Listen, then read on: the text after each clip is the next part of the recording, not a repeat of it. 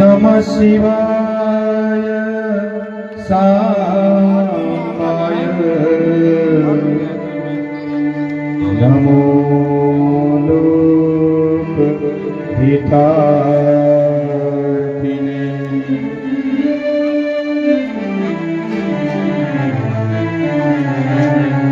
नमस्ते शारदे देवी सरस्वती मती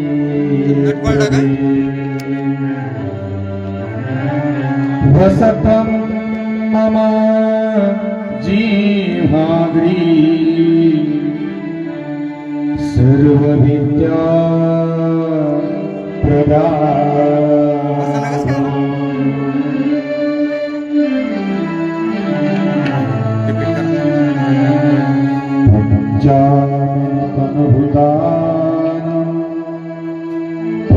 पंचाक्षरम् अनुपमा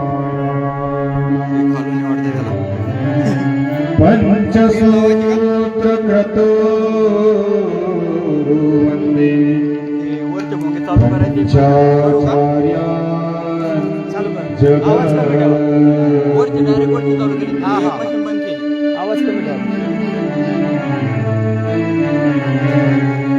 अन्नपूर्णे सदा पूर्णे शंकर प्राणवल्लभे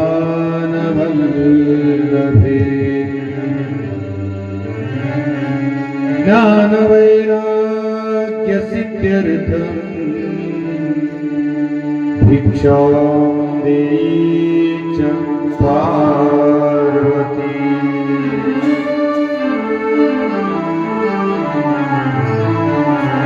माता च पार्वती देवी पिता देवो महेश्वरा बांधवा शिव भक्ताश्च स्वदेशो भुवनत्रयम् स्वदेशो भुवनत्रयम् स्वदेशो भुवनत्रयम् नमः पार्वती महाराज श्रीमाता पंचाचार्य महाराज सर्वशिरोमणि स्वामी महाराज पुंडरी कवरदार श्री ज्ञानदेव पंढरीनाथ भगवान की जय माऊली ज्ञानेश्वर महाराज की जय छत्रपति शिवाजी महाराज की जय साईनाथ भगवान की जय सब संतन की जय हर हर हर हर हर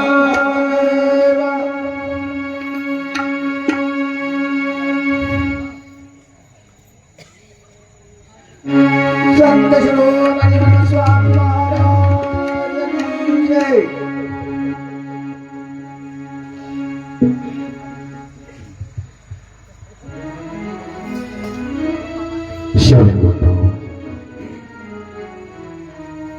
रेणुकाचार्यापासून विश्वाराध्य जगद्गुरूपर्यंत चालत आलेल्या अनादि परंपरेला अनंत वंदन करून लिंगैक्य सद्गुरू तपोरत्न प्रपंडित आराध्य शिवाचार्य महाराज, सद्गुरू चंद्रशेखर शिवाचार्य महाराज, सद्गुरू रेवणसिद्ध शिवाचार्य महाराज यांच्या परम पावन चरणाला अष्टांग दंडवत करून परम पवित्र अशा भारतभूमीमध्ये आचार्य उपाचार्य पदावर आरूढ असलेल्या सर्व आचार्य सद्गुरूंच्या चरणी नतमस्तक होऊन मनमठादी पावनसंत महात्मा बसवेश्वर शिवसंत लक्ष्मण महाराज यांच्याही दिव्य चरणाला दंडवत करून माझे ज्ञानेश्वर माऊली जगद्गुरु तुकोबाराय नामदेव एकनाथ आदी सर्व संतांच्या पवित्र पावन चरणाला प्रणिपात करून शिवली शिवक्षेत्राचं अधिष्ठान असलेल्या रामेश्वर भोलेनाथ अर्थात शिवलिंगाला, त्या महादेवाला या ठिकाणी नमन करून, ज्या ठिकाणी आपण शिवकथेचं अमृतपान करत आहात आणि ज्यामुळं ही भूमी असणारी परम पावन बनलेली आहे, त्या भूमीचं असणारं अधिष्ठान स्वरूप संत साईनाथ महाराज, त्र्यंबकेश्वर साईनाथ महाराज यांच्याही चरणी या ठिकाणी वंदन करून शिवानुभव मंडपाच्या स्टेजवर उपस्थित असलेले संगीत विशारद लिमराज पाटील राम वडगावकर, तसंच तबला विशारद असणारे आमचे गणेश अढाव, कीर्तनकार असतील, प्रवचनकार असतील, रामकथा भागवत कथा करणारे असतील, शिवकथा करणारे असतील, कोकिळ सारखं गायन करणारे असतील, तानसेना सारखं गायन करणारे असतील, तर काही लोक असणारे ताल शिरोमणी असतील, तसंच त्र्यंबकेश्वर साईनाथ कमिटीचे असणारे अध्यक्ष, उपाध्यक्ष, सचिव, सदस्य मंडळ, तसंच अखंड हरिनाम सप्ताहाचं असणारं सर्व सदस्य मंडळ, अध्यक्ष, उपाध्यक्ष,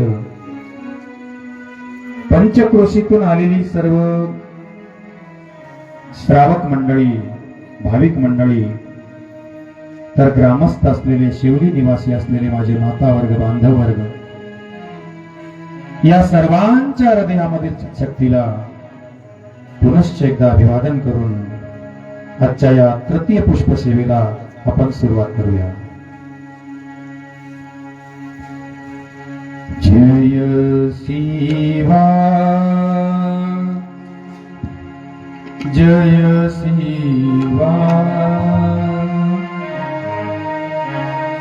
जय शिवा, जय महादेवा, जय शिवा, जय शिवा, जय शिवा, जय महादेवा, जय शिवा,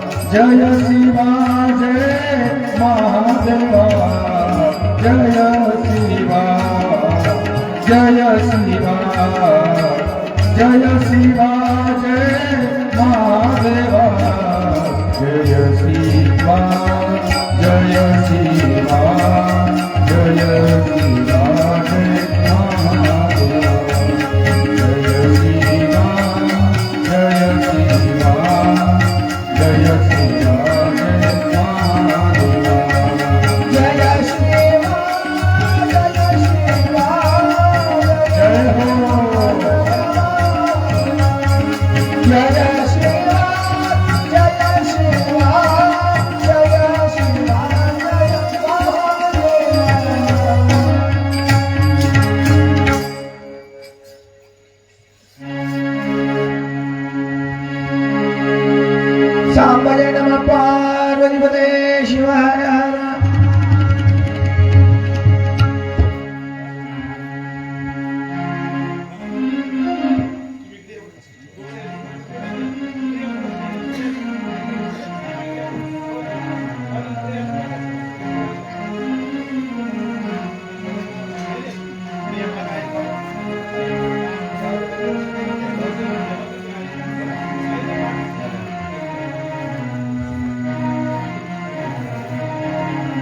कालच्या सत्रामध्ये आम्ही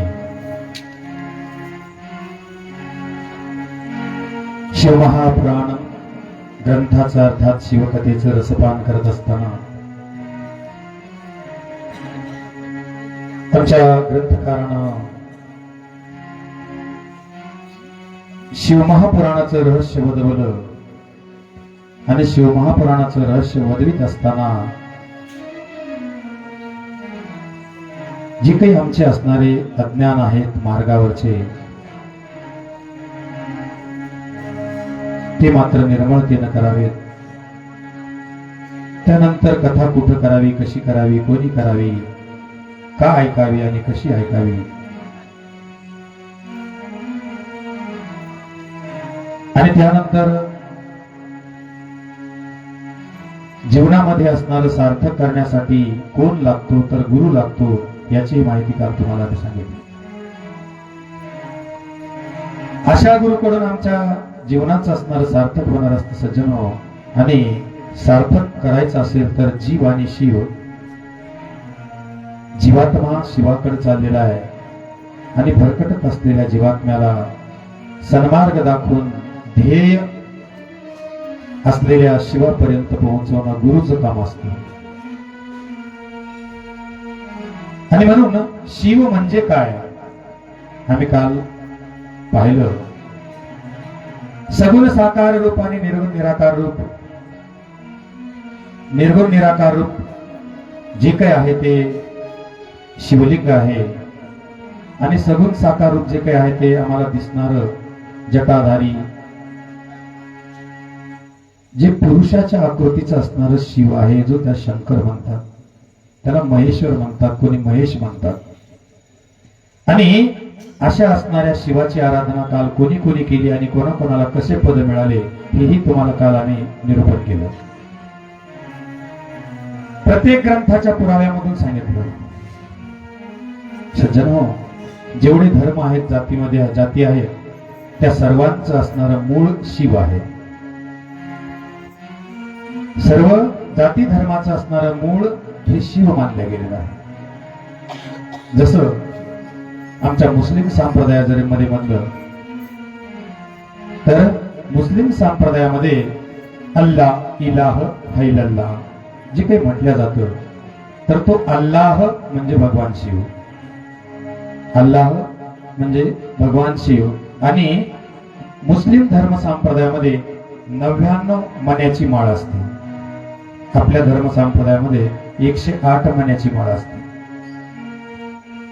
मुस्लिम धर्म संप्रदाय हा कधीही जप तप तपानुष्ठान करत असताना हातामध्ये ती माळ घेतो आणि काय म्हणतो माहिती का तुम्हाला?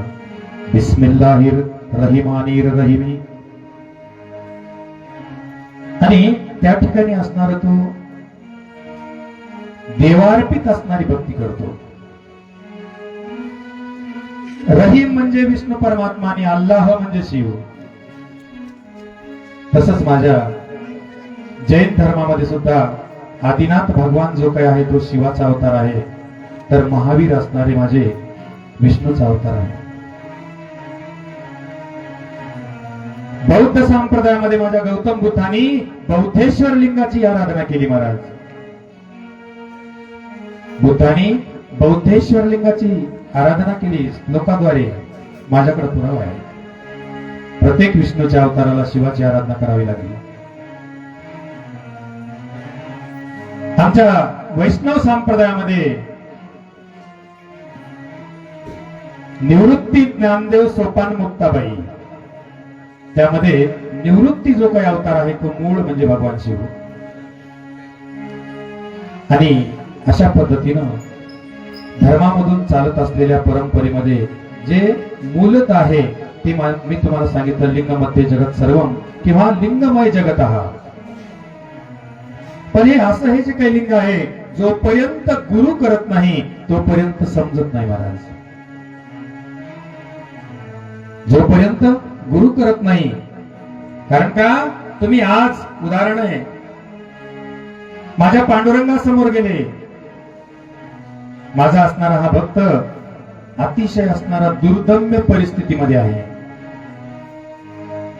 त्रिताप असणारे होरपळून काढायला लागलेत माझ्या भक्ताला. आणि आमचा हा असणारा भक्त पांडुरंगाच्या मंदिरात गेला, समोर मूर्तीच्या उभा राहिला आणि विचार करायला, देवा मी तर तुझी एवढी भक्ती करतो, मी तर तुझी एवढी भक्ती करतो, मग मला एवढे त्रास का? आणि त्यावेळेला मग मन असणारं संशयानं भरतं की खरोखर ही जी काही समोरची मूर्ती आहे याच्यामध्ये खरंच त्या देवाचं अस्तित्व आहेच का नाही.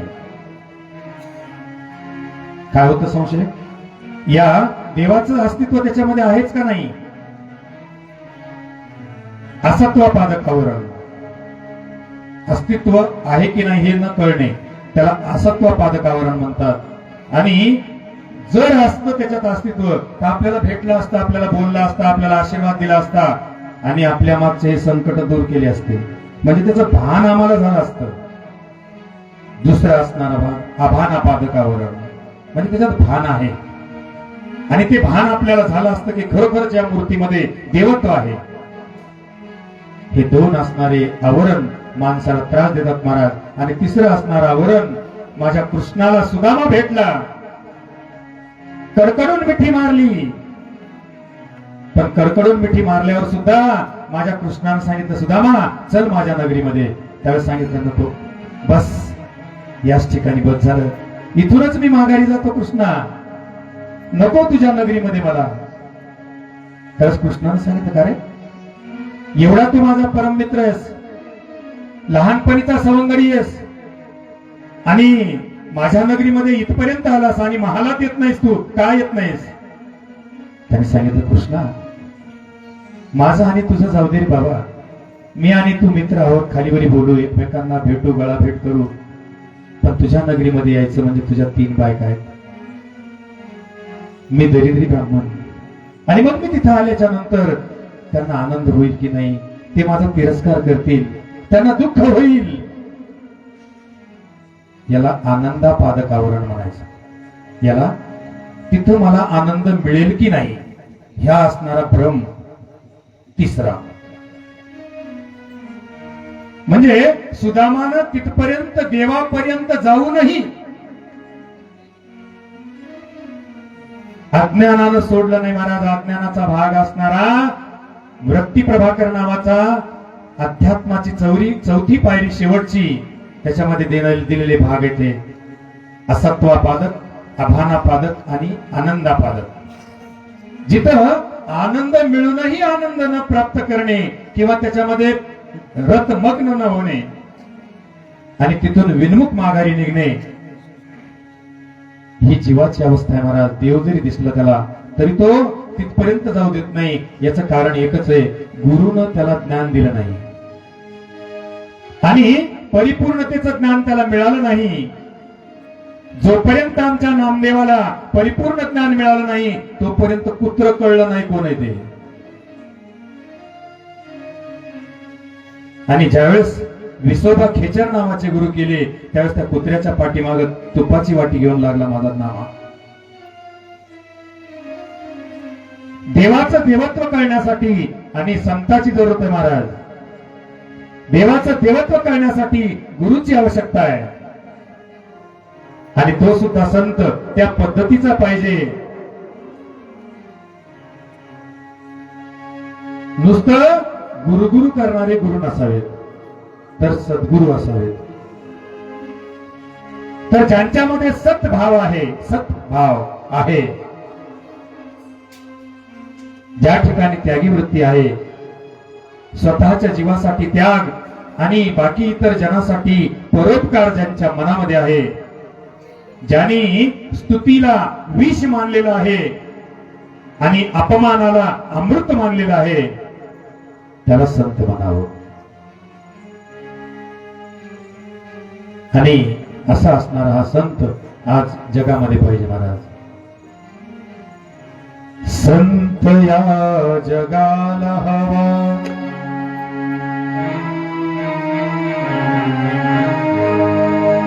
संत या जगाला हवा, संत या जगाला, संत या जगाला हवा, संत या जगाला, ज्ञानवंत दयावंत हवा या जगाला, ज्ञानवंत दयावंत हवा या जगाला, ज्ञानवंत दयावंत हवा या जगाला, हवा या जगाला, संत हवा या जगाला, संत या जगाला हवा, संत या जगाला, ज्ञानवंत दयावंत हवा या जगाला, ज्ञानवंत दयावंत हवा या जगाला, ज्ञानवंत दयावंत हवा या जगाला, हे संत या जगाला हवा, संत या जगाला, संत या जगाला हवा, संत या जगाला, ज्ञानवंत दयावंत हवा या जगाला, ज्ञानवंत दयावंत हवा या जगाला, ज्ञानवंत दयावंत हवा या जगाला, संत या जगाला हवा, संत या जगाला, संत या जगाला हवा, संत या जगाला, ज्ञानवंत दयावंत हवा या जगाला, ज्ञानवंत दयावंत हवा या जगाला, ज्ञानवंत दयावंत हवा या जगाला, अंगावरी दिव्य, अंगावरी दिव्य वस्त्र परिधान, अंगावरी दिव्य वस्त्र परिधान, विश्वाचे आजला करण्या कल्याण, विश्वाचे आजला करण्या कल्याण, त्यागिले जयाने, ओ त्यागिले जयाने त्या माया मोहाना, त्यागिले जयाने त्या माया मोहाना, संत या जगाला हवा, संत या जगाला, संत या जगाला हवा, संत या जगाला, संत या जगाला, संत या जगाला हवा, संत या जगाला, संत या जगाला हवा, संत या जगाला, ज्ञानवंत दयावंत हवा या जगाला, ज्ञानवंत दयावंत हवा या जगाला, ज्ञानवंत दयावंत हवा या जगाला. संत सज्जनो, ज्यांनी अंगावर भगवत वस्त्र नाही तर दिव्य वस्त्र परिधान केले आणि विश्वाचं कल्याण होण्याचं ज्याच्या मनामध्ये आहे आणि माया मोहाचा ज्याने त्याग केलेला आहे त्याला संत म्हणावं. अष्टवर्ण आणि अष्टवर्ण आणि पंचाचार पूर्ण, अष्टवर्ण आणि पंचाचार पूर्ण, षट्स्थलाचे करुणी मंथन, षट्स्थलाचे करुणी मंथन, शिवभक्तीचा जानी, ओ शिवभक्तीचा जानी प्रसार केला, शिवभक्तीचा जानी प्रसार केला, संत या जगाला हवा, संत या जगाला, संत या जगाला हवा, संत या जगाला, संत या जगाला हवा, संत या जगाला, संत या जगाला हवा, संत या जगाला, संत या जगाला हवा, संत या जगाला, ज्ञानवंत दयावंत हवा या जगाला, ज्ञानवंत दयावंत हवा या जगाला. देवाकडे जायचं म्हणल्याच्या नंतर देव होऊन जावं लागतं.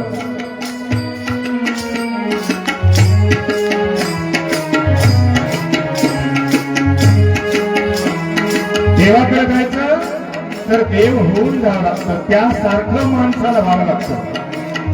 रुद्रम भूत्वा रुद्रम अर्चयेत्, रुद्राची आराधना करायची तर रुद्राचे आभूषण अंगावर धारण करावे लागतात. तर माझ्या विष्णूची आराधना करायची असेल तर कपाळाला गंध, गळ्यामध्ये माळ, विष्णु भूत्वा वैष्णवम अर्चयेत्. आणि त्या पद्धतीनं त्या धर्माचं असणारं ज्ञान आणि त्या देवापर्यंत जात असताना आम्हाला प्राप्त करावं लागतं. आणि ते ज्ञान जे आहे तर तो असणारा संत देतो महाराज. अज्ञान साधकाचे अज्ञान साधकाचे निवटण्या पूर्ण अज्ञान साधकाचे निवटण्या पूर्ण विषयासक्तीचे ज्याने केले दहन विषयासक्तीचे ज्याने केले दहन शिवयोगाचा ज्ञानी ओ शिवयोगाचा ज्ञानी मार्ग दाखविला शिवयोगाचा ज्ञानी मार्ग दाखविला संत या जगाला संत या जगाला संत या जगाला संत या जगाला संत या जगाला संत या जगाला संत या जगाला हवा संत या जगाला संत या जगाला हवा संत या जगाला ज्ञानवंत दयावंत हवा या जगाला ज्ञानवंत दयावंत हवा या जगाला. संजय हो, आमच्या भक्ताचं असणारं अज्ञान मिटवण्याचं काम त्या संताला करता आलं पाहिजे. आणि स्वतःच्या अंगामधली विषयाकार वृत्ती आणि त्या विषयाकार वृत्तीचं असणारं दहन त्यांनी केलं पाहिजे. ज्यांच्यामध्ये विषयच राहिला नाही त्याला संत म्हणावं. आणि शेवटचं चरण लिहिलेलं आहे मी. षडविकार धुनी षडविकार धुनी शिवरूप झाले षडविकार धुनी शिवरूप झाले साधकाला त्यानी शिवरूप केले साधकाला त्यानी शिवरूप केले. वीरभद्र प्रभू चरणी लीन झाला वीरभद्र प्रभू चरणी लीन झाला. संत या जगाला हवा संत या जगाला संत या जगाला हवा संत या जगाला संत या जगाला हवा संत या जगाला संत या जगाला हवा संत या जगाला संत या जगाला हवा संत या जगाला ज्ञानवंत दयावंत हवा या जगाला. जय हो.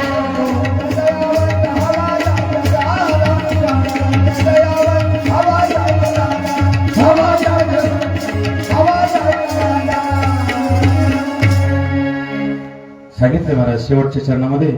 षडविकार धुनी शिवरूप झाले साधकाला त्याने शिवरूप केले.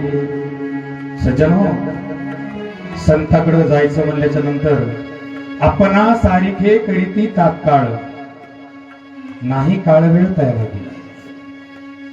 आमच्या संप्रदायामध्ये अभंग दिलेला आहे आणि शैव संप्रदायामध्ये अभंग दिला.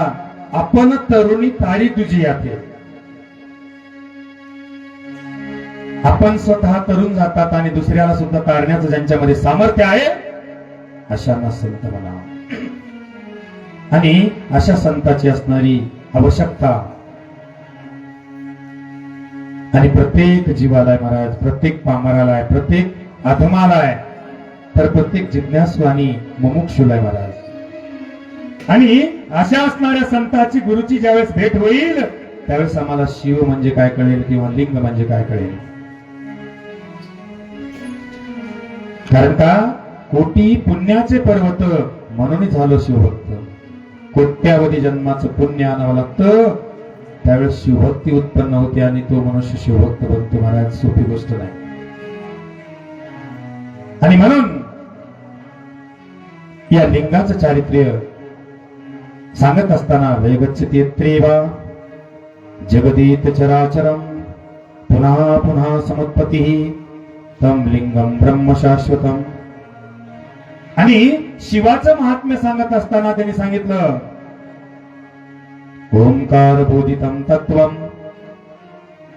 साक्षात शिवमुच्यते अव्यक्ता प्रकृतौ लीनम परम ज्योतिरनुत्तमम. सांगितलं की ज्या ओंकाराचा बोध, ज्या शिवाचा बोध ओंकाराने होतो, ओंकार बोधितम तत्वम साक्षात शिवमुच्यते, आणि असं हे असणारं शिवस्वरूप जे अव्यक्ताच्याही पलीकडे आहे, आणि असं असणारं स्वरूप आम्हाला प्राप्त होतं की गुरु आणि संताकडे गेल्याच्या नंतर त्या संताकडून माहिती मिळते. मग त्या ठिकाणी त्याची आराधना कशी करायची सांगितल्या जाते. कारण का साध्या सोप्या माणसाला देव कळत नाही महाराज. आम्ही चारित्र्य ऐकलेले. ज्यावेळेस ब्रह्मदेव आणि विष्णू परमात्मा, बघा, पूर्वकल्पांतीश्वर, मूळ सांगतो तुम्हाला आता. पूर्वकल्पांतीश्वर स्थावर जंगमात्मक चराचर करुणी माया शक्ती योगे संहार आत्मत्रिविराम पावला.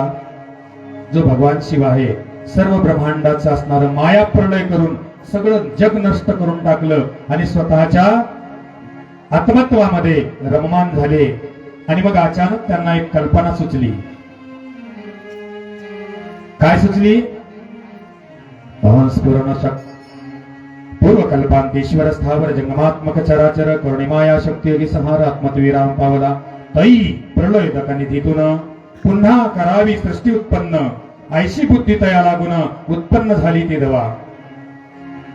मग त्याला वाटलं की काय ना काहीतरी उत्पत्ती स्थितीलय, उत्पत्ती स्थितीलय, उत्पत्ती स्थितीलय, आणि रहाट गाडग्याप्रमाणे आपण या जीवांचं करू, अशा प्रकारची इच्छा उत्पन्न झाली. इच्छेमध्ये 3 प्रकार: क्रियाशक्ती, ज्ञानशक्ती, आणि त्या ज्ञानशक्तीमधून परेमध्ये स्फुरण झालं. आणि ती परेमध्ये स्फुरण झाल्याच्या नंतर पश्चंतीमध्ये त्याचा विवेक केला जातो. पश्चंती नावाची वाचा, मध्यमा आणि वैखरी तोंडाने बोलण्याची. मग त्यामधून आणि ठाम निश्चय केला की आपण रहाट गाडग्याप्रमाणे जीवांची अवस्था करू. स्फुरण रूप शक्ती पुढची उभी. मग त्या भगवान शिवानं, त्या परमात्म्यानं स्फुरण रूप शक्ती, शक्ती म्हणजे पार्वती, स्फुरण रूप शक्ती जनन पावली निगुती, त्यातून सत्वगुणी श्रीपती विष्णू उत्पन्न झाला. ज्यावेळेस स्फुरण रूपाची शक्ती शिवापासून डाव्या भुजापासून बाजूला सरकली, त्यावेळेस त्यापासून विष्णू परमात्मा उत्पन्न झाला. स्फुरण रूप शक्ती जनन पावली निगुती, त्यातून सत्वगुणी श्रीपती विष्णू उत्पन्न झाला.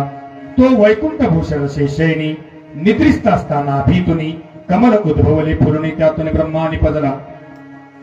आणि मग तो असणारा माझा विष्णू परमात्मा आणि शेष शयनावर झोपलेला असताना त्याच्या नाभी कमलामधून एक कमळ वर आलं, त्यामधून ब्रह्मदेव निपजला. ब्रह्मदेव बाहेर आला, त्याने जिकडे तिकडे पाहिलं, मनामध्ये विचार केला की या ब्रह्मांडाचा कर्ता मीच आहे. आणि टह फोडून सांगायला सुरुवात केली की या ब्रह्मांडाचा कर्ता मी आहे. आणि जसं त्याने मी आहे म्हटलं, तसं निद्रेमध्ये रम्मान असलेल्या विष्णू परमात्माला जाग आली आणि त्याने सांगितलं, वेड्या, तू नाहीस तर मी आहे जगाचा कर्ता. दोघांमध्ये असणार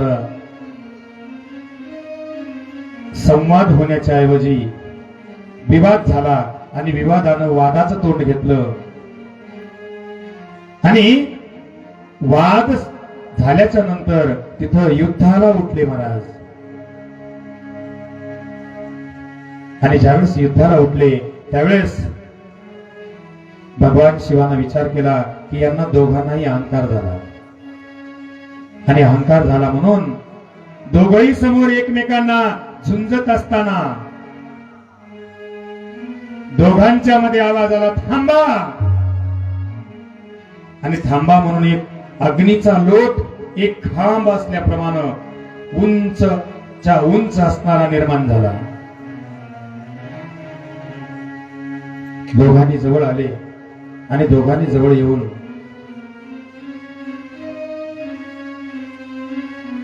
विचार केला. म्हणले आपण दोघ जण भांडण करायला, पण हा तिसरा कोण आहे? कोण आहे तिसरा? त्यावेळेस विष्णू परमात्माने सांगितलं मला माहित नाही.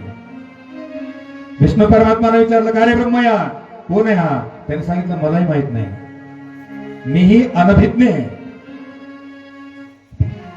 त्यावेळेस त्या मधल्या असणाऱ्या ज्वाळेनं, त्या असणाऱ्या शाळुंकेनं सांगितलं जगाचा करता धरता सर्व मी आहे. मग या दोघांनी विचार केला जर हा करता आहे तर मग याची थोरवी बघूया आपण, किती थोर आहे, किती विराट आहे. आणि मग दोघांमध्ये ठरलं. विष्णू परमात्मानं सांगितलं मग मी असं करतो, पाताळात जातो. का गेला विष्णू परमात्मा पाताळात? कारण का शेष शयनावर झोपण्याचं काम माझ्या विष्णूचं. बघतो म्हणले याचा तळ कुठपर्यंत आहे. तर ब्रह्मदेवानं सांगितलं मग मी शिरोमुकुट पाहतो आणि याच्या जटेची असणारा केस घेऊन येतो. अनुक्रमे दोघांनाही असणार एक ऊर्ध्व गेला आणि एक अधो गेला. विष्णू परमात्मा अधो गेले तर अतळ वितळ तळातळ महिफळ महितळ रसातळ वितळ आणि पाताळ सप्त पाताळ धुंडले महाराज. सप्त पाताळ धुंडले. थोडं गेंद वाढली का भाऊ? नळ आत वाढायले, थोडं लक्ष द्या. आणि पाताळामध्ये असणारा विष्णू परमात्मा गेला. सारखं पाहत पाहत पाहत पाहत पाहत पाहत पाहत बरेच दिवस निघून गेले, नव्हे संवत्सर निघून गेले, कल्प निघून गेले. आणि शेवटी पाताळाच्या ठिकाणी गेल्याच्या नंतर मनामध्ये कंटाळा आला, किती दूर असलं पाहिजे अजून, किती खोल असलं पाहिजे अजून. आणि या विचारामध्ये असताना तिथं गायी राखणारा एक गोरक्षक होता. त्याला धर्मशास्त्रामध्ये किंवा ग्रंथानं सांगितलं पाताळ कंद, त्या मुलाचं नाव होतं. आणि मग त्या पाताळ कंदाला विचारलं ए मुला इकडे.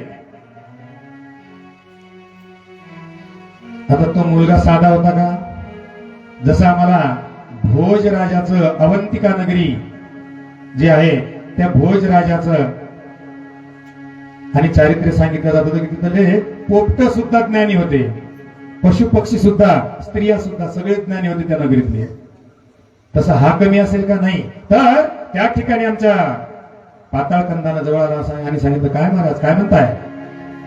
त्यांनी सांगितलं का रे हे किती खोल आहे अजून? त्या पाताळ कंदानं विचारलं आपण कोण? यांनी सांगितलं मी विष्णू. त्या पाताळ कंदानं जवळ आला, सांगितलं अजून ऐकू आलं नाही, कोण तुम्ही? अरे मी विष्णू. परत दुसरा कान केला, नाही ऐकू आलं. आपण कोण आहात? अरे मी विष्णू. लक्षात ठेवा. मग त्यावेळेस त्या पाताळ कंदाने विचारलं महाराज कितव्या नंबरचे विष्णू?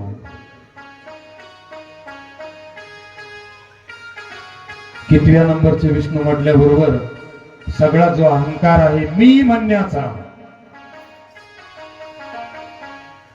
तो संपला आणि स्वतःच्या शरीराकडे पाहायला सुरुवात केली की मी कितव्या नंबरचा आहे.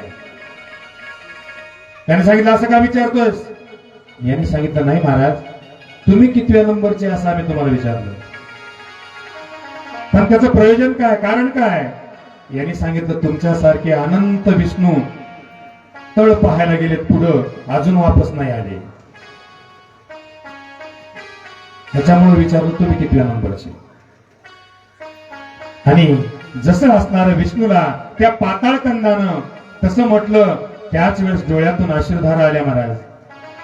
अहंकार संपला आणि ज्या वेळेला अहंकार संपतो त्यावेळेस पश्चाताप निर्माण होतो. आणि ज्यावेळेस पश्चाताप निर्माण होतो त्यावेळेस नैर्मल्यम मनसोलिंगम, मनाची निर्मळता होऊन जाते आणि निर्मळ ज्यावेळेस होतो त्यावेळेस तो नम्र होऊन जातो आणि नम्र झाला सांगितलंय पाताळगंगा मी तुला शरण आहे अजून किती खोल आहे आणि किती दूर आहे सांग त्याने सांगितलं बाबा खूप अनंत आहे मी त्याचं वर्णन नाही करू शकत मग मला मिळेल कसं ते याने सांगितलं बस सगळा असणारा अहंकार काढून टाक आणि नम्रतेनं शरण जा नम्रतेनं शरण जा हे विष्णू परमात्मा म्हणून माझ्या शिवाचे असणारे दरवाजे जे आहेत हे कमी उंचीचे तिथून वाकून जावं लागतं टोपी घालून जाता येत नाही अहंकाराची टोपी चालत नाही त्याच्यामुळे त्याचे दरवाजे असणारे कमी उंचीचे ती वाकून लवून जावं लागतंय नम्र होऊन त्याच्या जवळ जावं लागतंय त्यावेळेस पश्चाताप झाला आणि अहंकार संपला निर्मळ झाला आणि स्तुती करायला सुरुवात केली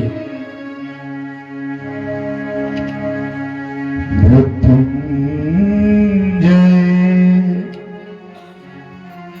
तुम हो जग में महान मृत्युंजय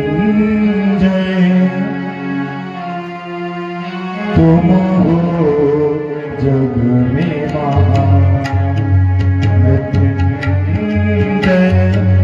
तुम हो जग में महान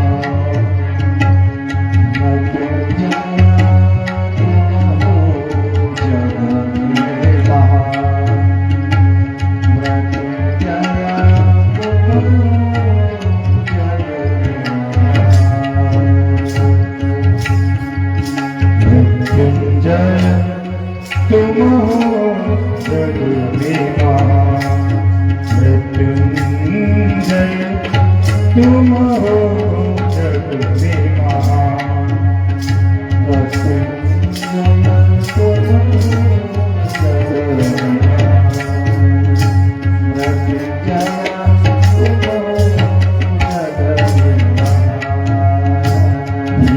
शिव शंकर हे अभयंकर हे शिव शंकर हे अभयंकर पूज रहा है जहान मृत्युंजय तुम हो जग में महान मृत्युंजय तुम हो जग में महान मृत्युंजय तुम हो जग में महान मृत्युंजय तुम हो जग में महान मृत्युंजय तुम हो जग में महान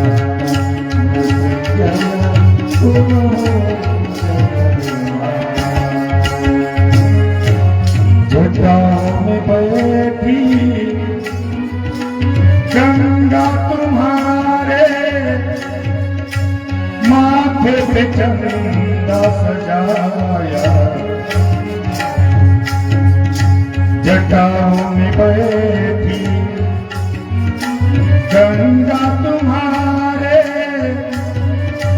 माथे पे चंदा सजाया गले में पहनी सर्पों की माला तन पे भस्म रमाया मृत्युंजय तुम हो जग में महान मृत्युंजय तुम हो जग में महान मृत्युंजय तुम हो जग में महान मृत्युंजय तुम हो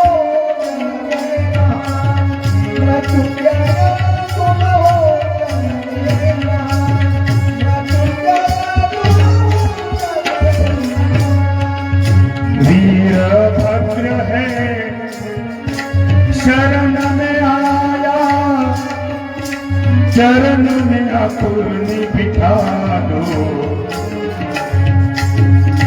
विश्व शांति का बीड़ा उठाया अब तुम प्रभु संभालो, मृत्युंजय तुम हो जग में महान, मृत्युंजय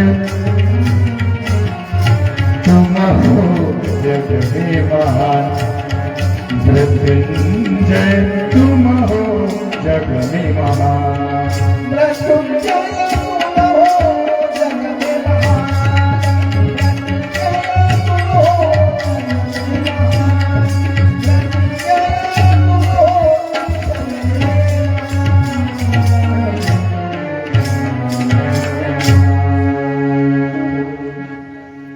मृत्युंजय तुम हो जग में महान, हे शिव शंकर हे अभयंकर, हे शिव शंकर हे अभयंकर, पूज रहा है जहां, मृत्युंजय तुम हो जग में महान. सांगितलं हे देवा, आणि तू महान आहेस बरं का. सगळं जग असणार तुला पूजतंय, मी तुला शरण आहे. धाव धाव देवा. पतित पावन तव शरणम, पतितोद्वारक तव शरणम, परात्पर पार्वती प्रिया पुराण पुरुषा तव शरणम. मी पतित आहे, पावन आहे. तू करुणेचा सागर आहेस, करुणानिधी तव शरणम, करुणा सागर तव शरणम, काम विदारक कलिमलनाशक कपाल माला तव शरणम. तुला शरण आहे.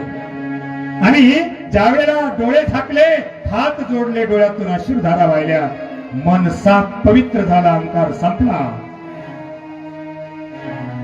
त्यावेळेस डोळे उघडून पाहिलं, समोर मस्तकावर हात थाप मारली भगवान शिवानी. जशी थाप मारली तसं माझा विष्णू परमात्मा डोळे उघडून पाहतो तर भगवान शिव समोर दिसले. डोळ्यातून आनंद अश्रू आले सज्जन. सांगितलं बस तुझं काम संपलं. आपुले रूप झाकून विष्णूत केले विलीन, केले नारायण तेज पुंज झाला.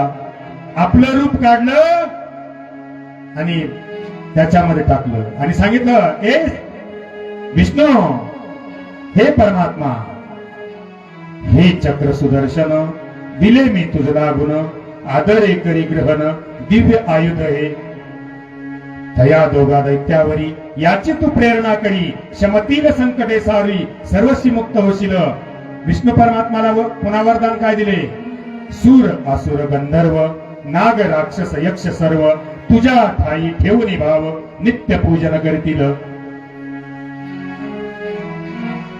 त्यावेळेला विष्णू परमात्माला वरदान दिलं, असे हे माझे आशीर्वचन कदापि न असत्य होई जाण. ब्रह्मा ही सृष्टी उत्पन्न करील मम प्रसादे, तया सृष्टीचे करी तू पालन. मग तेज तुझ्यात करीन स्थापन, एवं मद्रूप होऊन राहशील स्वभावे. आणि मग त्यावेळेला विष्णू परमात्मामध्ये आणि आपलं स्वरूप टाकून दिलं. त्यावेळेला त्याला नर नारायण म्हटलं गेलं. एक नर, दुसरा जोडलेला नारायण. आपुले रूप झाकून विष्णूत केले विलीन, तेने नारायण तेज पुंज झाला. वैकुंठ लोक दिला. सुदर्शन चक्र दिलं. उजव्या पायाच्या अंगठ्यापासून सुदर्शन चक्राची निर्मिती भगवान शिवानं केली. आणि विष्णू परमात्माला दान दिलं. वैकुंठ देऊन टाकलं, अर्ध स्वरूप देऊन टाकलं आणि सृष्टीची पालन करण्याची क्षमता कार्य देऊन टाकलं. तेवढ्यात आमचा हा ब्रह्मदेव असणारा स्वर्गामध्ये गेला. भूस्वर्गापासून ज्योतिष स्वर्गापर्यंत 21 स्वर्ग आहेत महाराज. आणि त्या स्वर्गामध्ये वर वर जात जात जात जात जात जात भरपूर दूर गेला. मनाला कंटाळला, चालून चालून थकला. विचार केला, अजून किती उंच आहे शिखर, यशो शिखर. शिरोमुकुट कुठं आहे, जटा कुठं आहेत, शेवटची जटा कुठं आहे. असा विचार करतो तेवढ्यात गाय जवळ आली, गायत्री आली. आणि मग गायत्रीला विचारलं, त्यानं सांगितलं बाबा रे अजून हे किती उंच आहे? त्यानं सांगितलं त्याचा पार नाही लागला. वेदा नाही कळला अंतपार याचा. स्मृतीनं सुद्धा सांगितलं न इति येत नाही बाबा याच्या पुढं. जिथं मन आणि वाणी कुंठित झाली त्याच्याही परीच्याही पलीकडे असणारा परमात्मा म्हणजे भगवान शिव. मी नाही सांगू शकत म्हणली, अगोचर आहे. त्याला सांगितलं ठीक आहे काय हरकत नाही, मग आता असं कर माझ्यासोबत चल आणि साक्ष देऊन टाक मी मुकुट पाहिला म्हणून. तिने सांगितलं अरे बाबा मी कशाला खोटं बोलू, का बोलू खोटं? हा मी नाही बोलणार खोटं. यानं सांगितलं मी तुझं लेकरू आहे, तू माझी आई आहेस, तुला तुझ्या बाळाची शपथ आहे. त्यावेळेस गाईला असणारी शपथ घातली आणि मग त्या गायत्रीनं अर्थात सोबत आली, स्वतःच्या शेपटीचा तंतू घेतला, सोबत केवडा अर्थात गुलाबी मानल्या जातो. पुन्हा काही धर्म शास्त्रामध्ये गुलाबी सांगितला आणि केवडाही सांगितला. आणि हे दोघंही निघाले सोबत साक्षी द्यायला. आले जवळ, समोर पाहिलं तर विष्णू परमात्मा खाली मान घालून बसलेला होता, कारण का अहंकार संपला. शिवाच्या चरणाशी एकरूप झाला माझा विष्णू परमात्मा. आणि तळपायच्या मस्तकाला गेली आमच्या ब्रह्मदेवाची आणि सांगितलं चांडाळा मीच मोठा आहे जगामध्ये आणि मीच सृष्टीचा करता आहे.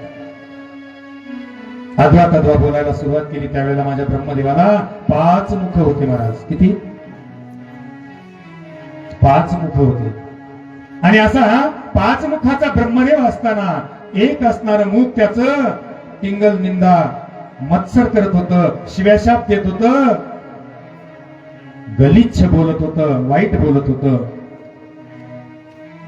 आणि त्यावेळेला माझ्या भगवान शिवाला असणारा राग आला. आणि जसा राग आला तसा त्यांनी हात झटकला आणि हात झटकून जसा हात झटकला तशी धिप्पाड मूर्ती उत्पन्न झाली. आणि धिप्पाड मूर्ती उत्पन्न झाल्याच्या नंतर सांगितलं प्रभू माझं नाव काय आणि काय कार्य सांगा माझं. याने सांगितलं नंतर सांगतो तुला. याचा मुंडका असणारा पहिल्यानं छाटून टाक. आणि मग त्या मूर्तीनं असणार हातामध्ये असणारी तलवार घेतली अर्थात. आणि जे काही 5वं मुंडकं अद्वा तद्वा बोलत होतं, विडंबना करत होतं, त्याच्यावर असणारा सपकन असणारा वार केला. आणि जसा सपकन वार केला तसा असणारा त्रास झाला ब्रह्मदेवाच्या 5व्या त्या मुंडक्याला. आणि मुंडकं असणारं वर उडालं, गरगर गरगर गरगर फिरला आणि टंकना पडला.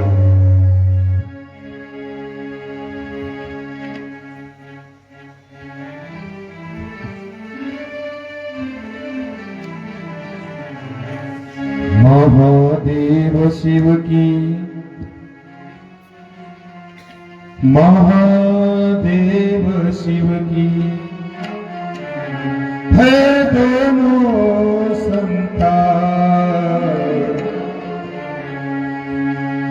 एक बली भैरव तुझे हनुमान, एक बली भैरव तुझे हनुमान, एक बली भैरव तुझे हनुमान.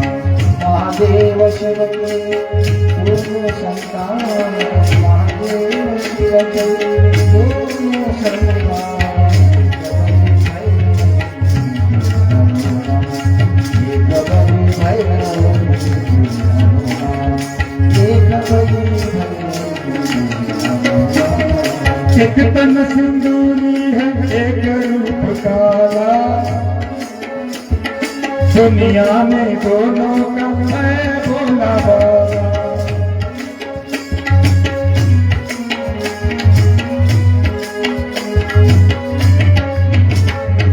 एक तन सिंदूरी है एक रूप काला, दुनिया में दोनों का है भोला बाबा. दोनों में विषमता है फिर भी समान, दोनों में विषमता है फिर भी समान। एक बलि भैरव तुझे हनुमान, एक बलि भैरव तुझे हनुमान, एक बलि भैरव तुझे हनुमान। महादेव शिवते दोनों संतान, महादेव शिवते दोनों संतान। जय हो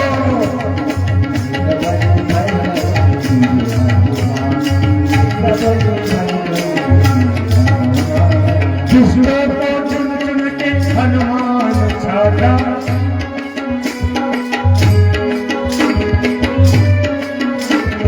दुष्टों को चुन चुन के हनुमान छाटा, लखा भैरव शीश ब्रह्मा का काटा। बेधड़क इनका,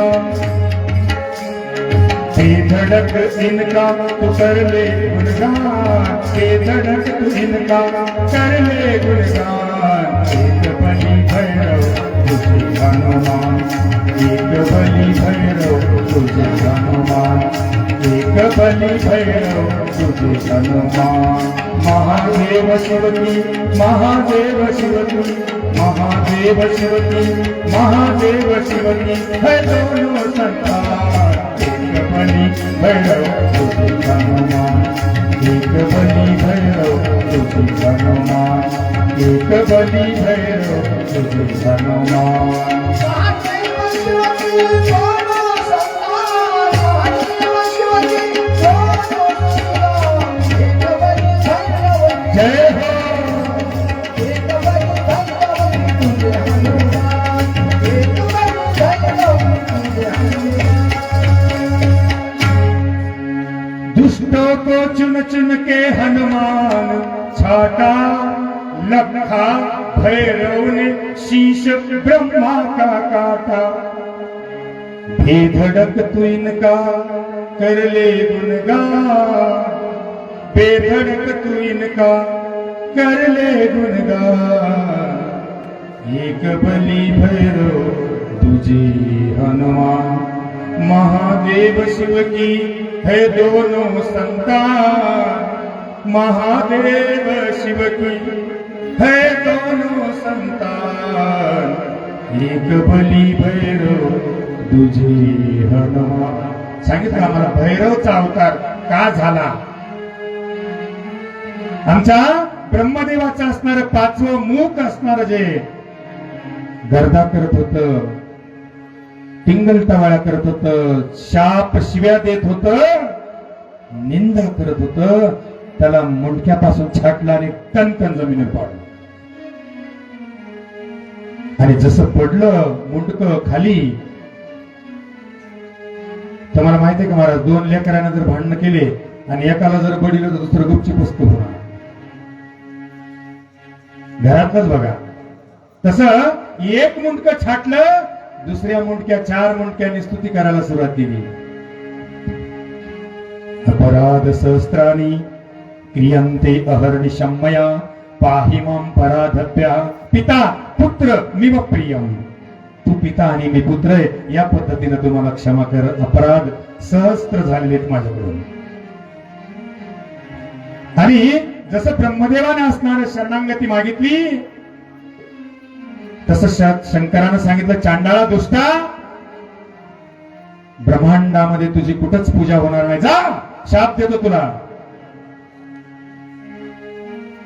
ब्रह्मांडामध्ये शाप मिळाला माझ्या ब्रह्मदेवाला, आणि ब्रह्मांडामध्ये शाप मिळाल्याच्या नंतर माझा ब्रह्मदेव धाय मोकळून रडू लागला. सांगितलं, प्रभू ठीक आहे, काय हरकत नाही, तुम्ही मला शाप दिला, माझ्याकडून चूक झाली, पण मला क्षमा करा, मी तुम्हाला शरण आहे. आणि उशाप द्या प्रभू, उशाप द्या. त्यावेळेस भगवान शिवानं सांगितलं की बाबा रे, फक्त तुला असणारं होम कुंडामध्ये आणि यज्ञाची आहुती देत असताना ब्रह्मदेवाय स्वाहा, ब्रह्मदेवाय इदन्न मम, आणि म्हणून तुला स्वाहाकार देतील. आणि दुसरी गोष्ट, प्रत्येक मंदिरामध्ये तुझी स्थापना होऊन जाईल. लक्षात ठेवा, ब्रह्मदेवाची प्रत्येक मंदिरात स्थापना होऊन जाईल. त्यावेळेस त्यांनी सांगितलं, प्रभू हे ठीक आहे, पण लोक मला ओळखतील कसे? आणि कुठं म्हणून प्रत्येक ठिकाणी माझी स्थापना कराल तुम्ही? त्यावेळेस सांगितलं, जो माझा परमभक्त मंदिरामध्ये प्रवेश करतो आणि मंदिराची असणारी गर्भगृहाची चौकट ओलांडतो किंवा त्या मंदिराची चौकट ओलांडतो, त्यावेळेस पहिल्यांदा तुला स्पर्श करील.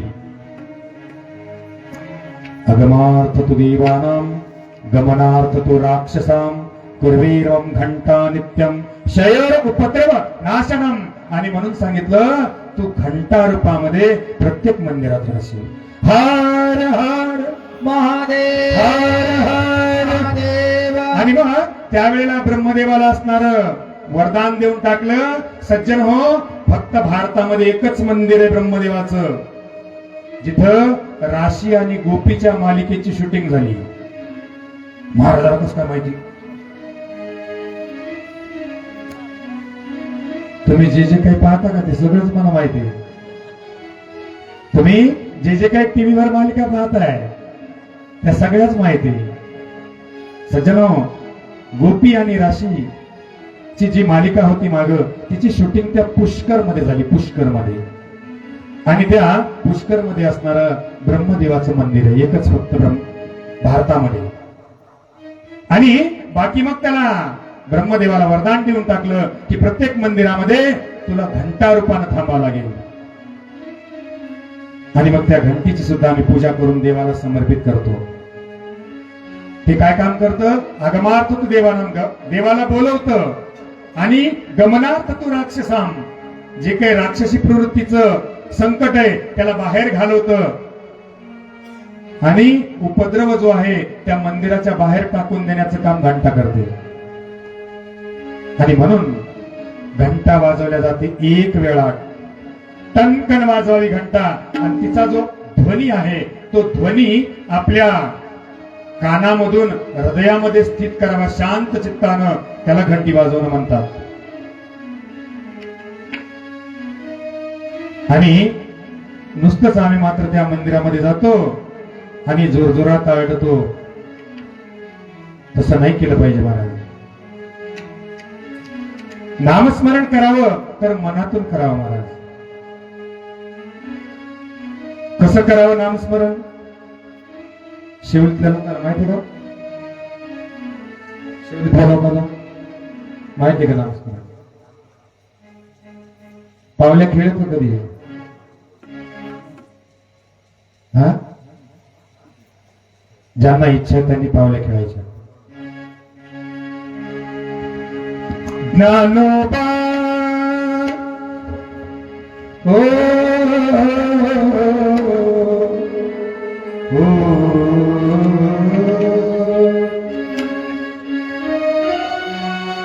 ज्ञानोबा माऊली तुकारा, ज्ञानोबा माऊली तुकारा, ज्ञानोबा माऊली तुकारा, ज्ञानोबा माऊली तुकारा. ज्ञानोबा माऊली तुकारा, ज्ञानोबा माऊली तुकारा,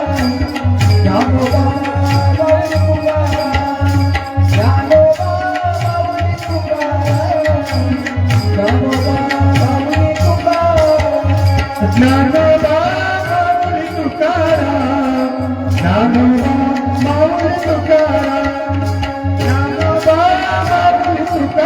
ज्ञानोबा माऊली तुकारा,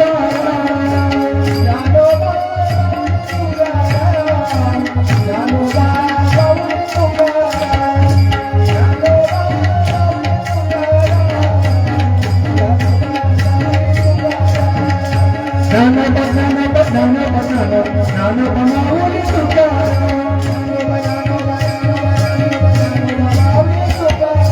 ज्ञानोबा ज्ञानोबा ज्ञानोबा ज्ञानोबा माऊली तुकारा,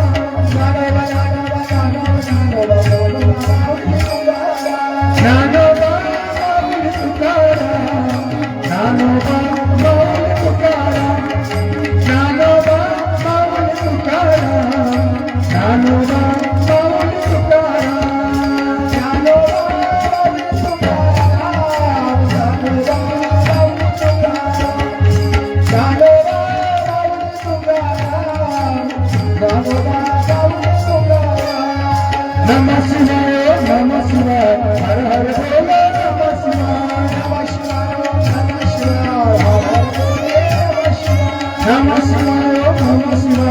हर हर बोल नमः शिवाय नमः शिवाय नमः शिवाय हर हर बोले नमः शिवाय ज्ञानोबा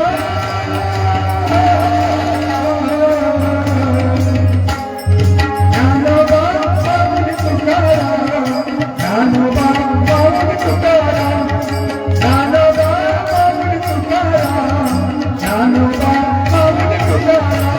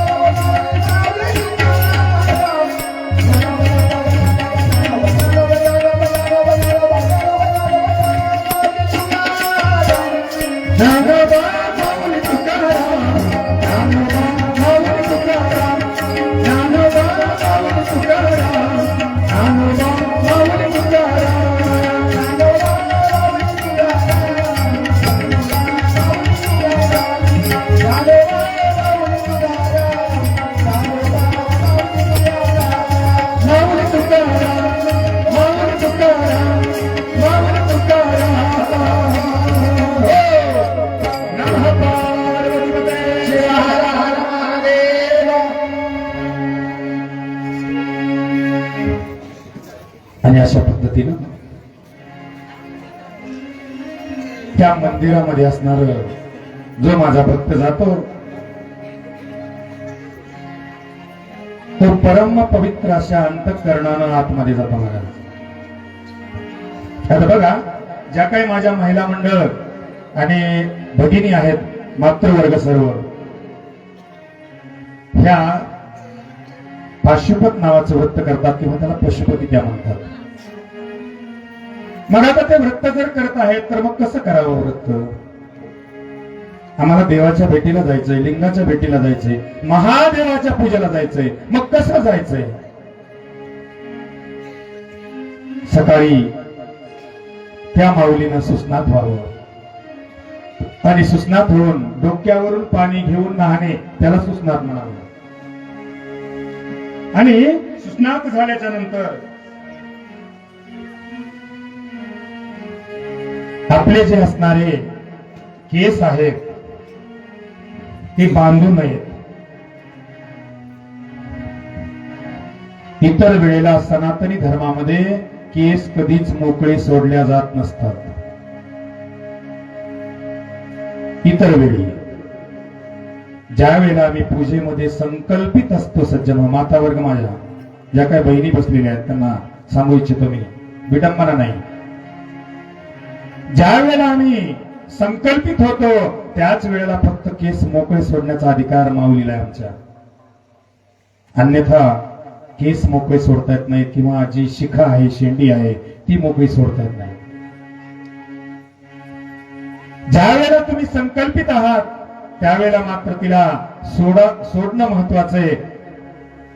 का आणि कसं? उदाहरण देतो तुम्हाला.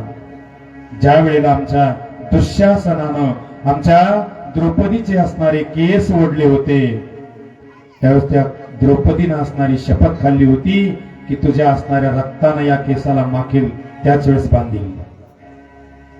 कळलं? जोपर्यंत असणार दुःशासन मारला गेला नाही आणि त्याचं रक्त भीमानं आणून माझ्या द्रौपदीच्या केसाला लावलं नाही, तोपर्यंत तिनं केस बांधले नाही, म्हणजे संकल्पित होती. तसं संकल्पित असणारी माझी माता किंवा माऊल्या ह्या माझ्या,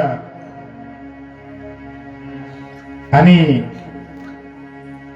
डोक्यावर पदर घेऊन पूजेचं साहित्य घेऊन निघतात आणि निघत असताना त्याचं व्रत आहे महाराज. जसं तुम्ही आपल्या चौकटीच्या बाहेर जाता तसं पदोपदी नामस्मरण करत चालणं त्या मंदिरापर्यंत, हे महत्वाचं. पदोपदी जर तुम्ही नामस्मरण करत गेलात तर एक एक यज्ञाच्या पुण्याची असणारी बरोबरी आणि तुम्हाला प्राप्त होते म्हणून सांगितलं. घरून एकदा चौकट ओलांडली की प्रत्येक पावला गणेश नमः शिवाय, ओम नमः शिवाय किंवा बाकीचे असणारे. आणि अशा पद्धतीनं आम्हाला तिथपर्यंत जायचंय. हातामध्ये तांब्याचा तांब्या असावा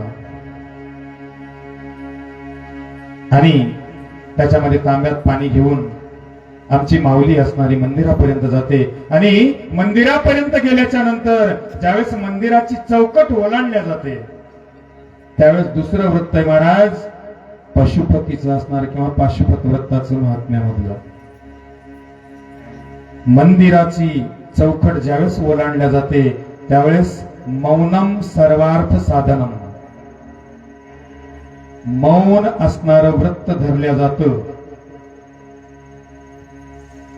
तुम्हाला माहिती आहे, आमचे जे काही लहान लहान लेकरं या ठिकाणी बसलेले असतील, मुलं असतील, मुली असतील, त्यांना जर त्यांनी असा बडबड करत जर अभ्यास केला तर तो स्मरणशक्तीमध्ये बसत नाही किंवा स्मृतीमध्ये स्थायिक होत नाही, विस्मरण होऊन जातं.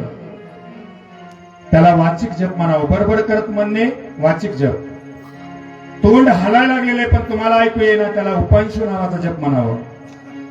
आणि मनातल्या मनात तोंड बंद आहे आणि नामस्मरण करणं, तुम्ही इकडे बडबड करून 1 कोटी जप करा आणि मनातल्या मनात एकदाच करा. 1 कोटीची बरोबरी करतो महाराज. मानसिक असणारा जप. आता तो मानसिक जप आहे तो कसा करावा? तोंड बंद ठेवताना आपल्या जिभेचा शेंडा, विज्ञान बी आहे, आयुर्वेद बी आहे, धर्माचंही ज्ञान सांगितलेले महाराजे. आमच्या जिभेचा शेंडा उचलायचा आणि दाताच्या वर असणारी जी खरबड जागा आहे त्या खरबड जागेच्या थोडं वर टेकायचा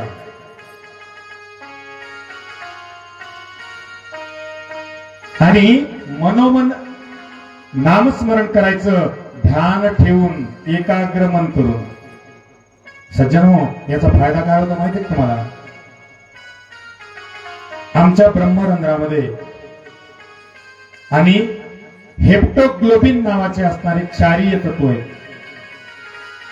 त्याच्यामध्ये काही दूषित आहेत आणि काही अमृत रूपाचे. जे दूषित आहेत ते कामविकार उत्पन्न करतात आणि जे अमृत रूपाचे ते मात्र आपली जिथं टाळू असते, टाळू तिथून खाली आतमध्ये येतात आणि जो मूर्धन्वीचा भाग आहे आतला तिथून स्त्रवतात अमृत रूपानं. आणि अमृत रूपानं स्त्रवल्याच्या नंतर तो असणारा अमृताचा थेंब आमच्या जिभेच्या शेंड्यावर लागणं महत्वाचं. आणि तो जर जिभेच्या शेंड्यावर जर लागला तर स्मरणशक्तीमध्ये निश्चिततेनं वाढ होते, ही माझी अनुभूती आहे महाराज आणि धर्माचे सांगणं आहे. स्मरणशक्ती वाढते. ज्या मुलांना असणारं विस्मरण होतंय अशांनी अभ्यास करत असताना किंवा माझ्या बहिणी ज्या काही लहान बसलेल्या आहेत त्यांना सुद्धा सांगणं आहे माझं की त्या पद्धतीने तुम्ही अभ्यास करा, निश्चिततेनं मार्क तुमचे जास्त मिळतील आणि निश्चिततेनं मिळतील. स्मरणशक्ती वाढते. आणि जे काही ज्ञानामृत आहे ते मात्र ज्ञानामृताचा फायदा आम्हाला मिळतो मौनम सर्वात, मौन रूपानं, बडबड करून नाही. चौकट ओलांडली, मौन झाल्याच्या नंतर कोणीच कोणाला बोलायचं नाही. जसं एखादं टीव्हीवर मालिका चालू असली, आमच्या लहानपणी मात्र टीव्ही चालू राहायच्या ब्लॅक अँड व्हाईट, ग्रामपंचायतला टीव्ही असायचे आणि असेच लोक बसलेले राहायचे त्यावेळेला. रामायण, महाभारत, आणि मग लोक बसायचे, एवढे मंत्रमुग्ध व्हायचे, एवढे मंत्रमुग्ध व्हायचे की मागच्यानं चिमटा जरी घेतला तर पुढं सरकायचं ते, पण त्याला भांडत नव्हतं. इतकं मंत्रमुग्ध व्हावं. कोणाला बोलायचं नाही आणि कोणी कशाही पद्धतीनं पूजा करू लक्ष द्यायचं नाही, त्याला टोकायचं नाही मध्ये. एखादा व्यक्ती जर तिथं नामस्मरण करत असेल, जाप करत असेल आणि तुम्ही जर बडबड करत असाल तर त्याच्या पूजेमध्ये आणलेले विघ्नाचं तुम्हाला महापाप लागतंय. हर हर महादेव. आणि म्हणून दुसरं कारण सांगितलं की मौनम सर्वात साधनम, मौन धारण करायचं. आता बघा, पूजा करून तुम्ही निघाले पूजेसाठी आणि पूजेसाठी निघाल्याच्या नंतर तांब्यात पाणी घेतलं. आता तांब्यात पाणी घेतलं, मग ते पाणी कसं असावं? एक लोटा जल जिंदगी का, ह्याला आम्ही म्हणतोय की नाही? मग मला सांगा, आता त्याच्यातला पुन्हा सूक्ष्म भाग सांगतोय तुम्हाला. कसं पाणी देवाला वाहिल्याच्या नंतर जास्त पुण्य मिळेल? पहिले तांब्या तो तांब्याचाच असावा, अल्युमिनियमचा नसावा किंवा स्टीलचा नसावा. तांब्याच्या तांब्यात पाणी आणलं, पण ते पाणी कसं आणलं, कोणतं आणलं, कुठलचं आणलं, त्याला महत्व आहे तुम्हाला. धर्मशास्त्रामध्ये 3 प्रकार दिले. एक उत्तम, दुसरं मध्यम आणि तिसरं कनिष्ठ पाणी. उत्तम पाणी गंगेचं गोड पाणी असणार, मध्यम पाणी खार, जे फिक्क खार असतं ते मध्यम पाणी सांगितलं, आणि जे एकदम खारट पाणी असतं ते कनिष्ठ पाणी सांगितलं. दुसरा मुद्दा, गंगेवरून पाणी आणलेलं असावं, सर्वात श्रेष्ठ. विहिरीचं पाणी 2 नंबरला, विहिरीचं पाणी 2 नंबरला, आणि बोरचं पाणी सगळ्यात शेवट, खालच्या टप्प्याला.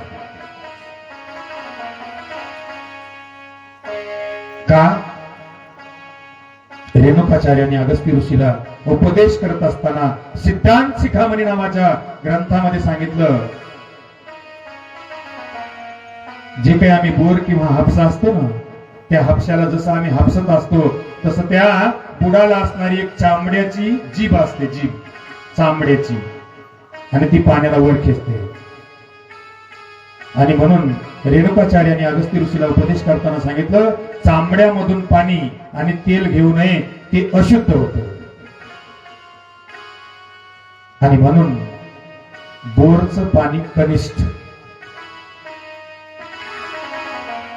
एक उत्तम, दुसरं मध्यम आणि तिसरं कनिष्ठ. आता बरेचसे लोक असणारे त्या मंदिराजवळ असणारा हापसा, बारव, सरोवर, आता जसं आम्ही नागापूरला जातो मग तिथलचं पाणी घेतो, पण आमच्या परमरस ग्रंथामध्ये दिलं, ज्या ज्या ठिकाणी आहे पाणी, परमरस ग्रंथ सांगतो, ज्या ज्या ठिकाणी आहे पाणी तिथे शिवाची पायधुनी, तिथे शिवाची पायधुनी, परी तेची उत्तम तीर्थ म्हणून अभिषेक किती देवाते. तर सज्जनो, हरकत नाही, त्या ठिकाणचे तुम्हाला घेता येत असेल तर घ्या, पण आपल्या घरचं असणारं पाणी, नेण्याचा प्रयत्न करा. जर घरी बोर असेल, घरी आड असेल, घरची विहीर असेल तर तिथलचं पाणी नेण्याचा प्रयत्न करा आणि ते असणारं पाणी देवाला घाला. कारण का आम्ही बोर जर पाडला तर पहिलं निघणारं पाणी काय करतो? सगळ्या देवाला घालतो की नाही? हा, घालतो की नाही सगळ्या देवाला? तसं जर ते पाणी असणार, ठीक आहे तुम्ही गंगेचं आणा, एखाद्या वेळेस विहिरीचं आणा, उत्तम मध्यम पाणी, पण आपल्या घरच्या पाण्यामध्ये मिक्स करा आणि ते असणारं पाणी तांब्यामध्ये घेऊन शिवावर समर्पित करा. त्याचं फळ काय मिळेल? आपल्या घरचं असणारं पाणी जे दूषित आहे, विचाराची दूषितता आणणारं जर पाणी असेल तर आमच्या घरामध्ये शुद्ध वातावरण होऊन जातं. एक दुसरी गोष्ट, एखादी सुनबाई जर कडकड कडकड करीत असेल तर तुम्हाला माहिती आहे तिला कशाचे जास्त दोष येतात? कुंडलीच्या नियमाप्रमाणे अस्त्राचे दोष येतात. अस्त्राचे, तिच्या गावाकडच्या, तिच्या माहेरच्या. आणि बघा, एखादं जर कडकड जास्त करत असेल सुनबाई तर मला विचारू नका किंवा कोणाला सांगू नका, तिच्या माहेरच्या असणाऱ्या अस्त्राची पूजा करून यायला सांगा. बघा ती शांत होती की नाही. म्हणजे सांगायचं तात्पर्य सज्जन हो, जर आमच्या घरचं जर पाणी त्या देवाला, त्या शिवाला, त्या लिंगावर जर टाकलं तर आमच्या घरच्या पाण्याची पवित्रता होऊन जाते. घरातल्या पाण्याचे असणारे दोष नष्ट होतात आणि घरातले दोष जर नष्ट झाले तर रोगराई बिमारी कमी होते आणि रोगराई बिमारी कमी झाली तर संपत्ती वाढते. आणि म्हणून पाणी असणारं गंगेचं जरूर आणा, पण आपल्या घरचं असणारं पाणी टाकण्याचा प्रयत्न करा. आमच्या भगवान शिवाला शुद्ध जलानं अभिषेक केला तर पाऊस जास्त पडतो म्हणून सांगितलं. देवाला काय काय वाहिल्याच्या नंतर काय काय फळं मिळते हे ऐका आता, जे तुम्हाला ऐकायला मिळालेलं नसेल आजपर्यंत. एक, शुद्ध पाणी जर भगवान शिवावर समर्पित केलं तर पाऊस भरपूर पडतो आणि प्रत्येकाच्या ज्या टाकणारं पाणी, वाहणारं पाणी, त्याच्या अडीअडचणी दूर होतात आणि संकट दूर होतात. पाण्यामध्ये कुश, कुश म्हणजे दर्भ, दर्भ म्हणजे मोळ. मोळ, मोळ कशाला म्हणतात? पोळ्याच्या आदल्या दिवशी गवत आणून बैलाच्या खांदे मळल्या जातात, त्याला दर्भ किंवा मोळ म्हणतात, त्यालाच कुश सुद्धा म्हणतात. आणि सांगू महाराज, कुश जे दर्भ आहे ते एवढं पवित्र आहे की त्या दर्भाशिवाय कोणताच असणारा धार्मिक कार्यक्रम होत नाही. जे आम्ही यज्ञ याग करतो, कोणताही यज्ञ असा, वास्तुशांती असू द्या, लेकराची शांती असू द्या, पितृतर्पण असू द्या, ते सुद्धा दर्भाची अंगठी केल्याशिवाय आणि बोटात धारण केल्याशिवाय यज्ञच होत नाही. लक्षात ठेवा, आजपासून धर्मशास्त्राचा नियम आहे. यजमानानं त्याची अंगठी करून घालावी आणि मग सहाकार द्यावा तरच तो यज्ञ सफल होतो, नाही तर होत नाही. आपल्या घरचा पितर असेल तर तो पित्रपाटामध्ये त्याच्या बोटामध्ये अंगठी घातल्याशिवाय तो पितर तृप्त होत नाही. नुसताच बसवला, समोर सुपारी पान ठेवलं, पूजा केली, पाया पडले, जेव घातलं, पितर तृप्त होत नाही. मनुस्मृती नावाचा ग्रंथ सांगतोय त्याच्या बोटात अंगठी घालावी लागते. एवढंच नव्हे महाराज, अनेक असणारे बरेचसे आसन आहेत. मृगासन आहे, व्याघ्रासन आहे, अनेक असणारे आसन आहेत. घोंगडीचं आसन आहे, लाकडाचं आहे, सुताचं आहे, साध्या कपड्याचं आहे. जितक्या प्रकारचे तुम्हाला आसन आहेत त्याच्या 1 कोटी पटीनं दर्भाचं आसन श्रेष्ठ आहे महाराज. त्या आसनावर जर तुम्ही एक नाम स्मरण केलं, एकदा जर जप केला कोण्या मंत्राचा, तर 1 कोटी मंत्राची ताकद केल्याचे फळ भेटतो. तो दर्भ आहे. आणि दर्भ हा सर्वात महत्वाचा आहे. तो दर्भ टाकून पाणी जर वाहिलं शिवाला तर व्याधी, आमच्या घरातले आजार, रोग नष्ट होतात. असाध्य असणाऱ्या बिमाऱ्या नष्ट होतात म्हणून सांगितलं. विद्वान पुत्र प्राप्ती होऊन जाते. जे सुशील लेकर आहेत तशा पद्धतीचे लेकर जन्माला येतात आणि संपत्ती, वैभव त्या घरामध्ये वाढतं म्हणून सांगितलं. आणि अंती मोक्ष प्राप्ती होते दर्भयुक्त पाणी टाकल्यावर. त्याच्या पुढे आम्ही जर भगवान शिवावर दही टाकलं, दही, तर आमच्या घरी गोधन वाढतं. गोधन म्हणजे गाई, म्हशी वगैरे वगैरे. उसाचा रस जर आम्ही देवावर टाकला, शिवावर, पिंडीवरच, लिंगावर, तर आमच्या घरची लक्ष्मी वाढते महाराज. आमच्या घरची लक्ष्मी वाढते. मध आणि तूप जर आमच्या देवावर टाकलं तर आमच्या घरचं धन वाढतं आणि रोगराई नष्ट होऊन जाते. आमच्या घरात मध जर टाकला तर इच्छित कार्य सिद्ध होतात. एखाद्याला नोकरी लागत नसेल किंवा इच्छित जे कार्य आहे मनाचं, ते इच्छित कार्य सिद्ध करण्याचं काम मध करतो. मध, मधाचा अभिषेक केला, कितीही असणार असाध्य कार्य असू द्या महाराज, कोणतंही आमच्या घरातलं. बऱ्याचशा जणांना बऱ्याचशा चिंता असतात. व्यापार चालत नाही, नोकरी लागत नाही, लग्न होत नाही, मुलाचं मुलीचं अमुक किंवा रोग बिमाऱ्या कमी होत नाही. जे काही असाध्य वाटेल, मधाचा अभिषेक करा. त्यानंतर पुण्यतीर्थोदक म्हणजे गंगा, गोदावरी जे काही तीर्थक्षेत्र आहेत त्या तीर्थक्षेत्रावरचं पाणी आणून जर माझ्या शिवावर टाकलं, लिंगावर टाकलं, तर मोक्ष प्राप्ती होते. ज्याच्या घरामध्ये संतती प्राप्त होत नाही, ज्याच्या घरामध्ये संतती प्राप्त होत नाही आणि त्यातल्या त्यात पुत्र प्राप्ती होत नाही,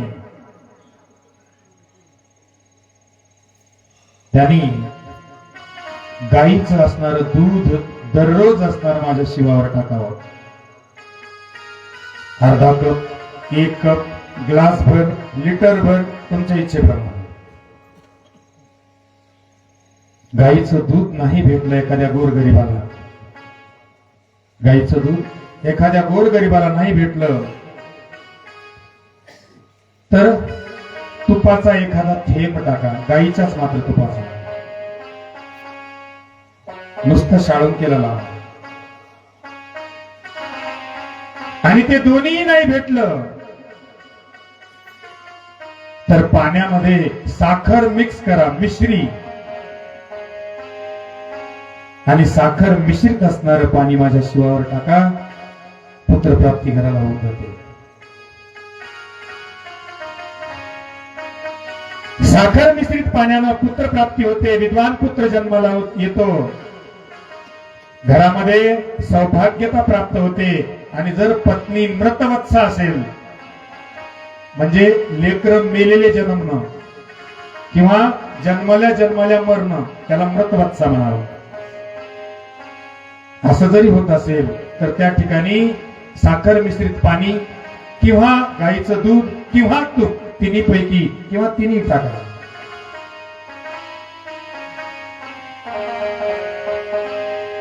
तुपाचा अभिषेक जर केला तर वंशवृद्धी होते आणि वंशाचा विस्तार होतो म्हणून सांगितलं.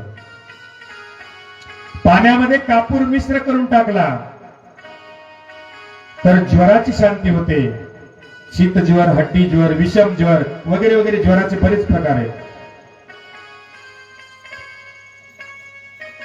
ज्यांचा व्यापार चांगला चालत नाही त्यांनी माझ्या शिवाला लिंगावर असणार दररोज दूध, त्याच्यामध्ये चिमूटभर साखर आणि केशर टाका. केशर 1-2 काड्या आणि अर्धा कप, 1 कप, ग्लासभर जितकं असेल तेवढं माझ्या शिवावर समर्पित करा. माझ्याजवळ भामटीगिरी नाही महाराज, जी माझ्याजवळ अनुभूती आहे ती मी सांगतो. आणि लांब नाही ग, माझं गाव जवळच आहे. निश्चिततेने त्या व्यापाऱ्याला असणारा फायदा झाल्याशिवाय राहणार नाही. मात्र त्याच्यामध्ये सातत्य ठेवा. तुम्ही म्हणाल माझा व्यापार चालना झाला आणि मग एकदाच नेऊन टाकील मी महादेवावर आणि बगरे देवा. तुझ्यासारखे अनेक लोक आहेत माझ्या शिवाजवळ आणि म्हणून त्याच्यामध्ये सातत्य ठेवा. दूध, केशर आणि साखर मिश्र करून शिवावर समर्पित करा. निश्चिततेनं व्यापारामध्ये वृद्धी, व्यापारामध्ये नफा वाढतो. तिळाचं तेल जर माझ्या शिवावर समर्पित केलं तर घरातल्या बाधिक पिढा नष्ट होतात. किंवा एखाद्याच्या धवळारामध्ये, म्हणजे आपण काय म्हणतो त्याला, घरामध्ये पहिल्या लादण्या म्हणतो, लादण्या, त्याला शास्त्रीय भाषेत धवळार म्हणतात. त्याच्यामध्ये जर एखादा धनाची बाधा, कशाची बाधा असेल तर तिळाचं तेल असणार माझ्या शिवावर समर्पित करा आणि तिळाच्याच तेलाचा दिवा घरी लावा. बाधा नष्ट होईल, बाधा तुम्हाला त्रास देणार नाही. महुरीच्या तेलाचा जर अभिषेक केला किंवा तेल वाहिलं माझ्या शिवाला तर त्या माणसाचे शत्रू नष्ट होतात, शत्रूचं निवारण होतं. थंड पाणी जर माझ्या शिवावर समर्पित केलं तर ज्वराची शांती होते. दूध आणि नुसतं केशर जर टाकला देवावर तर स्मरणशक्ती वाढते आणि बुद्धी सद्गुणाकडे जाते.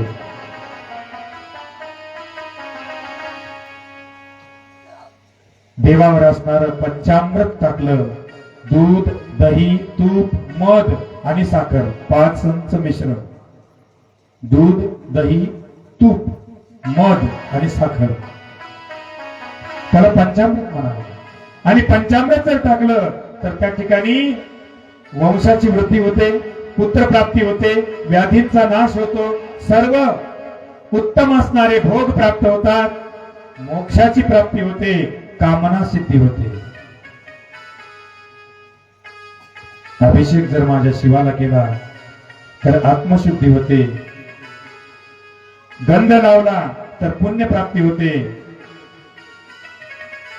आता काही ठिकाणी धान्य अर्पण केलं जातं. तुम्हाला माहिती सज्जनो, माझ्या रावणाची आई कैकसी, रावणाची आई, भरताची आई कैकई आणि रावणाची आई कैकसी. लक्षात ठेवा. त्या कैकसीनं दररोज काय करायचं की पिठाचं शिवलिंग बनवायचं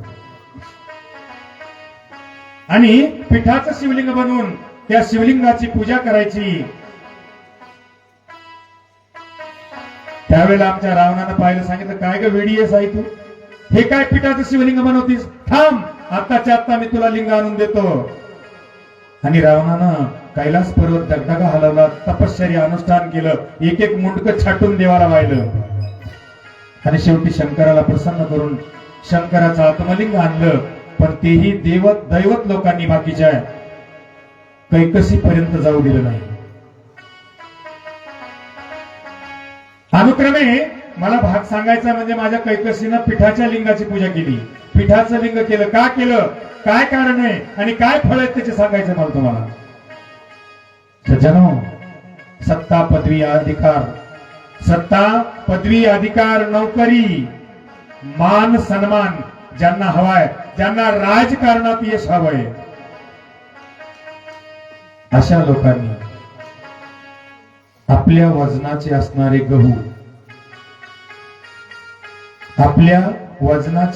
गहू, रविवारच्या दिवशी तीर्थक्षेत्राच्या ठिकाणी किंवा सप्त्याला दान करावे. 1, 2, ज्या काय माझ्या माता भगिनी बसलेल्या आहेत, यांना जर शिवावर गहू वाहता येत असतील तर घरात तुमचा मान सन्मान आणि तुम्ही घरातले लीडर व्हाल. आज प्रत्येकच जणी लीडर आहे, बघायचं काम नाही. दुसरं, पिठाचं शिवलिंग बनवा. रविवारच्या दिवशी गव्हाच्या पिठाचं शिवलिंग बनवा आणि त्या दिवशी त्याची पूजा करा. मान, सन्मान, पदवी, सत्ता, नोकरी, यश देण्याचं काम अनुक्रमे संकल्प करा. 31 रविवार, 51 रविवार, 101 रविवार, आणि तो संकल्प मात्र त्या नियमामध्ये चालवा. निश्चितपणे तुम्हाला यश मिळाल्याशिवाय राहणार नाही, ही माझी गॅरंटी आहे. 2, सोमवारच्या दिवशी तांदूळाच्या पिठाचं शिवलिंग बनवावं किंवा तांदूळ माझ्या शिवावर समर्पित केल्या जातात. कोणते तांदूळ टाकले जातात? राशनचे नाही. म्हणजे असं तुम्हाला कोणी सांगितलं बरं? घरी जर पाहुणा आला की 80 रुपयाचे तांदूळ चांगले आणि देवाला द्यायचे असले आणि पंक्तीला द्यायचे असले की राशनचे खाऊन. आमच्याकडचे लोक करतात, तुमच्याकडचं काही माहित नाही बरं का. मला सांगायचं तात्पर्य आहे, थोडं दान करा पण चांगलं दान करा. आम्ही ज्या वेळेला भिक्षेला जातो तुम्हाला, त्यावेळेस श्रीमंताच्या घरी ढाळजामध्ये एका आदलीमध्ये गोंडर आणि कण्या ठेवलेल्या असायच्या आम्हाला भिक्षेला वाढायला. ज्यावेळेला आम्ही गुरुधर्म कोरांना भिक्षा म्हणायचो तिथं जाऊन, त्यावेळेस त्यांनी आणायला जर वेळ केला तर आमच्या भिक्षुकाचा धर्म सांगतो तुम्हाला. आम्ही सरासरी असणारी 15 सेकंदापर्यंत वाट पाहणार, एकदा काठी आपटणार, पुन्हा 15 सेकंदाच्या नंतर एकदा काठी आपटणार, 2, आणि तिसरे 15 सेकंद झाले आणि जर बाई नाही आली किंवा तो पुरुष नाही वाढायला आला तर तिसऱ्या वेळेस काठी टेकवणार आणि तू माझ्यासारखा होशील म्हणून निघून जातो आम्ही. हर हर महादेव. आणि तो दंड जो आहे त्या ठिकाणी त्या स्त्रिया आणि गोंडर कन्या वाढायच्या. महाराज करू नका. दान देणं होत नसेल नका देऊ, पण अर्धवट असणार किंवा गलिच्छ असणार दान देऊ नका. लंगडी गाय, खिडकी सुपारी, खोटा पैसा, जन्माला ब्राह्मणाला दान. तुमच्यासारखे असे शेकडो असणारे भक्त त्याच्याकडे. द्यायचं असेल चांगलं द्या. तांदूळ जर महादेवावर टाकले तर शत्रू नष्ट होतात. पहिलं कारण, लोकांच्या मनात आपल्याबद्दल जर गैरसमज असतील, तर ते दूर होतात आणि दूर होऊन आपल्या घरातली असणारी संतती, जे मुलं आहेत ते चांगल्या विचाराचे जन्माला येतात. विद्वान पुत्र जन्माला येतो. स्मरणशक्ती वाढते तांदूळ टाकल्यानं, आणि जे तेज आहे शरीरावरचं तेही वाढतं. त्याचा अर्थ आहे आरोग्य सुधारतं. आणि म्हणून तांदूळ असणारे वैरत्व कमी करतात, आपल्याबद्दल पर्यावरणामध्ये सुगंधितता निर्माण करतात किंवा आपल्याला प्रसिद्धी देतात. त्यामुळं तांदूळाचं पीठ असणार त्याची पूजा करा सोमवारच्या दिवशी आणि मंगळवारच्या दिवशी त्याला विसर्जन करा. प्रत्येक असणार ज्या वारी जो पदार्थ सांगेल तो त्याच्या दुसऱ्या दिवशी समर्पित पाण्यात विसर्जन करायचं. 3, जो कर्जामध्ये डुबलेला आहे, व्याजामध्ये आणि परेशान झालेला आहे, दारिद्र्य आलेलं आहे, घोर संकट उभं राहिलेलं आहे, व्यापार व्यवस्थित चालत नाही, कुठून येण्याचा मार्ग दिसत नाही, सावकार असणारा दारात बसतोय, अशा लोकांनी निश्चिततेनं अनुभूतीचं सांगतो मला तुम्हाला, मंगळवारच्या दिवशी मसुराची डाळ असणारी एकतर गणपतीला वाहा किंवा माझ्या महादेवाच्या पिंडीवर ठेवा. 2 किंवा 3 मंगळवार करून पहा. बघा सावकार तुम्हाला त्रास देतो का. आणि अनुक्रमे तुमच्या घरची असणारी संपत्ती वाढत चालेल, कर्ज फिटत चालेल, जे व्याज आहे ते संपून जाईल, सगळं तुमच्यावरच कर्ज संपेल.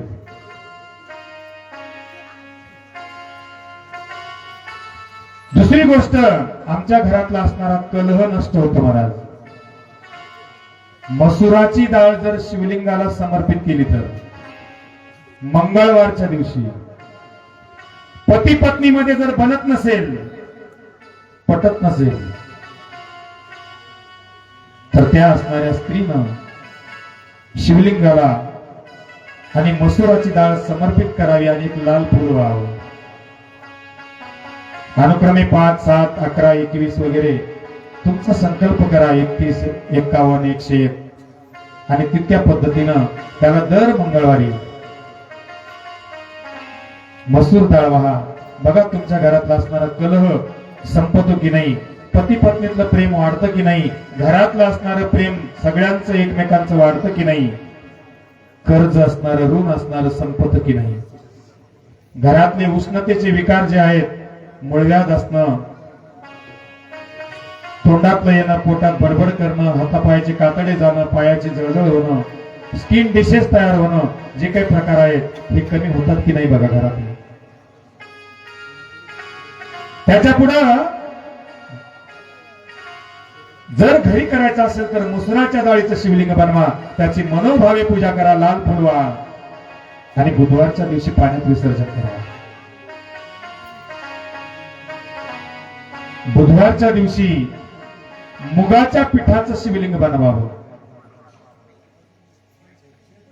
सज्जनो, ज्यांच्या घरामध्ये असणारा माइंड इफेक्ट होतो, तुम्हाला माहितीये जन्मकुंडलीमध्ये जर बुध मीन राशीचा आला 12 नंबरचा, तर तो बुध नीच क्षेत्रामध्ये म्हणून सांगितला जातो. आणि ज्याचा बुध नीच क्षेत्रात आहे त्याचे 3 प्रकार असतात. एक, मंगोल लेकरू जन्माला येतं, डॉक्टरकडे नेलं तर डॉक्टर म्हणतो जसं याचं वय जसं जसं वाढेल तसं तशी याची बुद्धी विकसित होईल, म्हणजे तो अल्पबुद्धी. 2, अतिशय हुशार असल्याच्या नंतर एकदम काहीतरी मनाला फॅट बसणं आणि चक्रम होणं. 2, आणि 3, विपरीत बुद्धीनं वागणं. 3, बुद्धीचे विपर्यास. आणि असे जर चक्रम होत असतील, वेडसरपणा करत असतील घरातले माणसं, बाया कोणी असेल, तर अशा वेळेला करून पहा महाराज, ज्यांचा बुध बिघडलेला असतो त्यांनी हिरवा कपडा कधीच घालायचा नसतो आणि काळा कपडा कधीच घालायचा नसतो. जसा त्यांच्या समोर हिरवा कपडा जास्त दिसेल तसं तो जास्त चक्रम होईल. आणि म्हणून जी बुद्धीचा विपर्यास आहे किंवा विपरीत बुद्धी घराला जर वळण लावित असेल, तर त्या ठिकाणी बुधवारच्या दिवशी टकराची असणारी मुगाची डाळ शिवलिंगावर समर्पित करा किंवा घरी असणारं शिवलिंग असणार त्या पिठाचं बनवा. अनुक्रमे त्याचा संकल्प करा, इतके बुधवार मी करावे, त्याची पूजा करा. निश्चिततेनं तुमच्या घरातला असणारा माइंड इफेक्ट जो आहे तो निश्चित दूर होतो. त्याच्या पुढं गुरुवारच्या दिवशी चना डाळ, आम्ही एवढी जरी चना डाळ शिवाला वाहिली तर सोनं अर्पण केल्याचं फळ देते महाराज. आणि ज्यांच्या घरामध्ये संपत्ती टिकत नाही अजिबात, पोटाचे विकार जाणवतात, बीपी आणि शुगरचे विकार जाणवतात, लक्षात ठेवा मी काय काय सांगणार बरं का, तळमळीनं सांगतोय मी काल प्रत्येकाला. पोटाचे विकार, बीपी, शुगर, ज्यांना मी माझ्या बहिणीला किंवा इकडे लहान लेकराला, भावाला आमच्या होत असेल पोटाचा विकार, करून बघा तुम्ही. आणि नाही 5 गुरुवारच्या आत तुम्हाला फरक पडला तर मला फोन करा. मुठभर असणारी चना डाळ गुरुवारच्या दिवशी माझ्या दत्तात्रयाला समर्पित करा किंवा माझ्या शिवाच्या पिंडीवर ठेवा. अनुक्रमे 5, 11, 21, 31 गुरुवार करून बघा, बघा फरक पडतो की नाही त्या व्यक्तीला. माझी अनुभूती महाराज, होतंय ते निश्चित आहे. दुसरी गोष्ट, आमच्या घरची संपत्ती वाढते. तिसरी गोष्ट, आमच्या घरातल्या सगळ्यांच्या चेहऱ्यावरची एक हाशी निर्माण होते किंवा तेज वाढतो. लक्ष्मी स्थिर स्थावर होते, पोटाचे विकार दूर होतात अखंड असणारी लक्ष्मी घरी नांदते. चना डाळ हरभऱ्याच्या डाळीचं पिठाचं शिवलिंग जर गुरुवारी केलं तर, शुक्रवारच्या दिवशी जवाच्या पिठाचं शिवलिंग करा आणि तुम्हाला उत्तम असणारे भोग आयुष्यामध्ये मिळतील. जे काही व्याधी आहेत, जे काही विकार आहेत, शारीरिक विकृती, त्या दूर निघून जातील. माझ्या स्त्रियांना सौभाग्य प्राप्ती होऊन जाईल आणि पातिव्रत्य प्राप्त होईल. सौभाग्य प्राप्त होणं म्हणजे पतीचं आयुष्य वाढणं